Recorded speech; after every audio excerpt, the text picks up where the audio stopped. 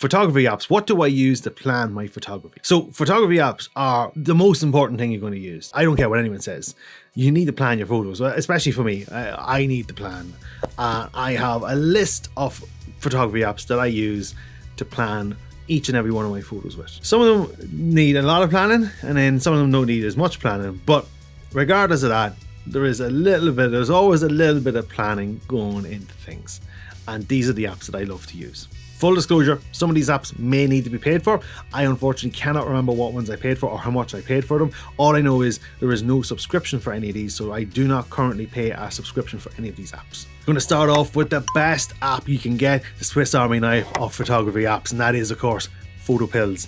Absolutely phenomenal app. You've got everything here. You can plan, so you can see where the sun is going to rise, set, the moon rise, the moon set, and also astro. So you can see on the screen right here, the yellow line on the right hand side, that's the sunrise. The orange line is the sunset. The dotted lines, did you see the dotted lines going through it? So you can see them kind of coming and going there. That's the actual Milky Way. The light blue line is the moon rise, and the dark blue line is the moon set. If you come up to the top, the drop pin, click it, and then move it into a position where you want. That could be the building that you want. You can see here the distance is 54 meters from my position on the map. There's a 2 meter elevation from the difference of where I'm standing to where it's standing, and then you can just position the sun for it, and it will show you when and where. So you can see by, let me see, keep scrolling, boom, there we go. So at about 1829 on the 11th of October, the sun will be set behind that altitude there. So you can see this app is extremely powerful, and that's only one feature of it. We can go into the sun. I never use this. It's going into it all. Golden hour, sunrise, daytime, moon, and then it tells you the time the moon's going to rise during that day. Golden hour then later on for sunset, blue hour, nautical twilight, moonset as well, astronomical twilight. So come back out of that, you can go into the moon section then as well, and for that particular day, you got sunrise, moonrise, sunset, moonset. So it's a lot simpler, and you can see further then. I don't use these pages. I rarely ever remember to use these, but there's loads of information in these. The next one is for long exposures, but I actually don't use this on this app. I use a different app for it because I prefer it, but this is cool. So put in your settings. So you're going to go F16. So I'm going to put this to 1/4 second. The reason why is because I know the answer. So 1/4 second into 10 stops is 4 minutes. Go in here, 10 stops, there you go, 4 minutes and 16 seconds. Now I don't use this app for this. I have a different app that I much prefer because it's quicker and easier. But that is a cool one as well if you're doing your different settings. So if you wanted to change your aperture, that's where that comes in really cool, where the other app is just for shutter speed. Then you've got depth of field. I don't use these features all that much because the depth of field and the field of view are in your app as well. So if you go back into planner, you can actually set in here. You can go in and you can actually set your depth of field. You can also set your field of view. So I don't usually use those too often. The field of view I will. Field of view actually I think is on the map there. You can see it there actually. I can change it to say 24. What's 24 and change it to landscape, and you see it's just changing really nicely. So I would use the field of view, especially when I am planning a really long shot with a 600mm lens. That comes really important in that one. All I use on this side is the planner really, and then I don't really use much ads, meteor, showers. Oh, that's pretty cool. I haven't even noticed that. I would need to scroll down more in this app. Spot stars, I would use that. That's a good calculator for making sure that the stars have pure spots and no trails on them. So that's a really good one for checking out the time that you need in relation to the focal length and the camera you're using. Star trails, again, if you want to calculate your star trails, in the planner is where you can get everything. You can get your field of view, you can get your depth of field. Down the bottom you've got your augmented reality, so that's for checking for sunrise. So again, you're going to be scrolling with your finger to see what time the sun is going to be there. So that's for sunrise. Come back out of there again. I apologize for the state of my studio. I'm in the middle of getting rid of my drum kit.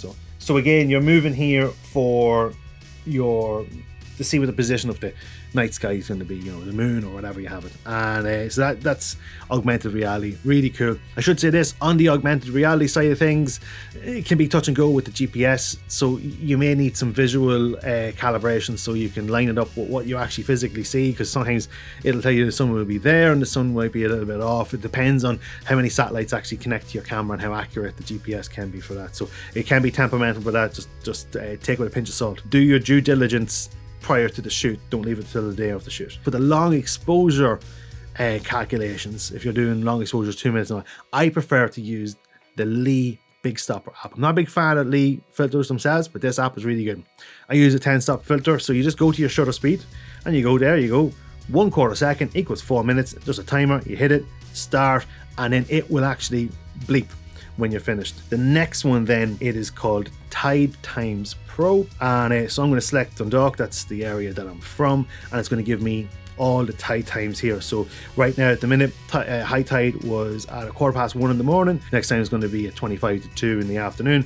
Low tide is at 7:30, then low tide is going to be at 7:45 at night.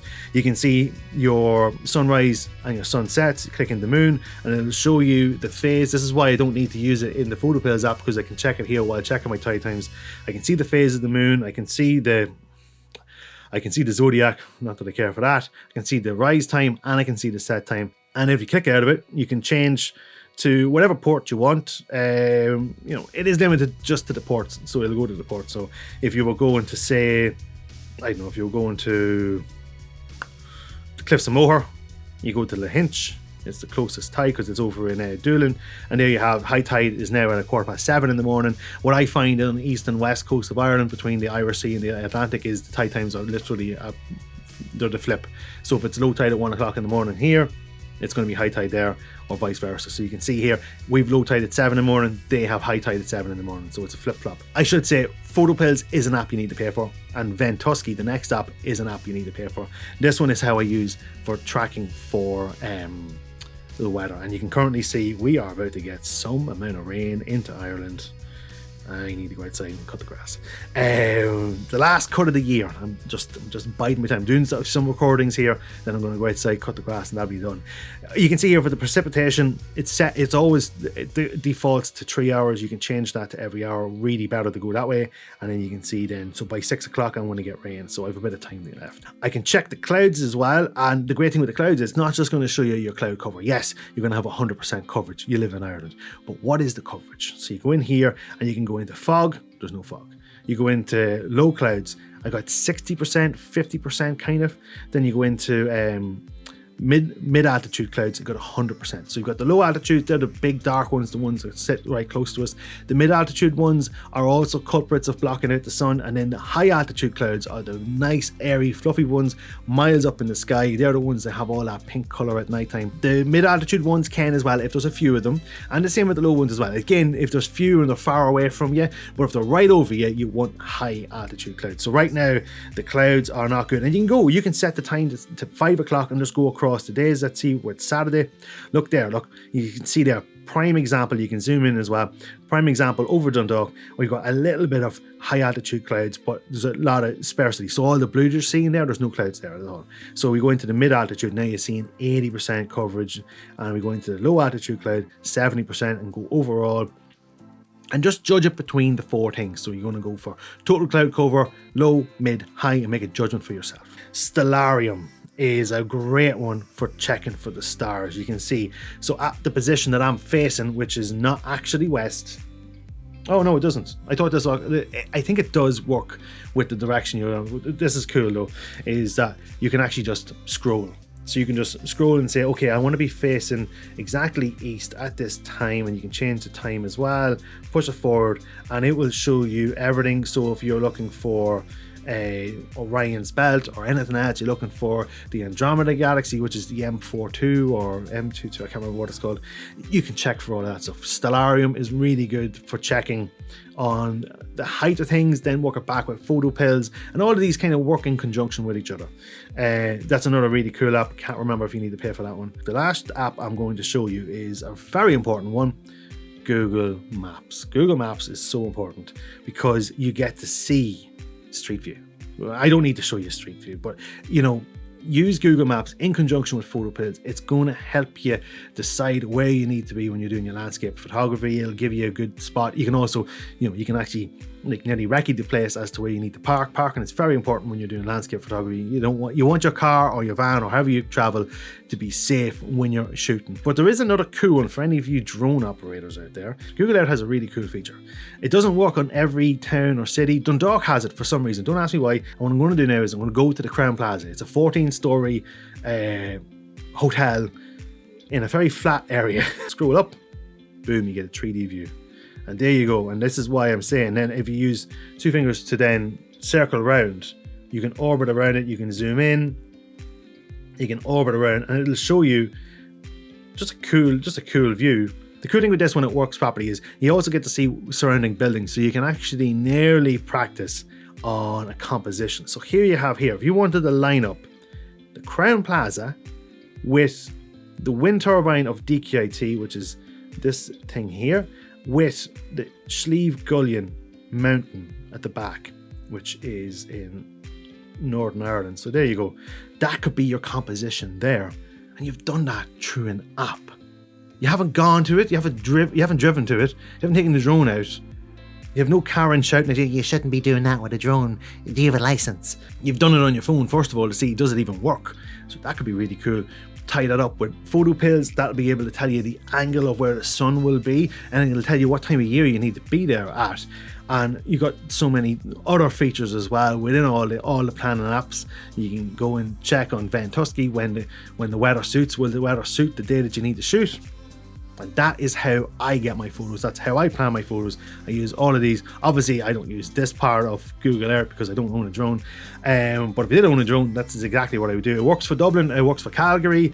If you live in Drogheda in Ireland, unfortunately, it doesn't work for there, but it does work for Dundalk, and it's pretty cool. So yeah, they are the apps that I use for planning my photography. I hope you enjoyed this. I hope you got something from it. If you did, give it a like, subscribe to my channel, ring the bell to get notified every time I post up a new video, and find me on all the social medias under Mark Duffy Photography. And until the next time, later gators.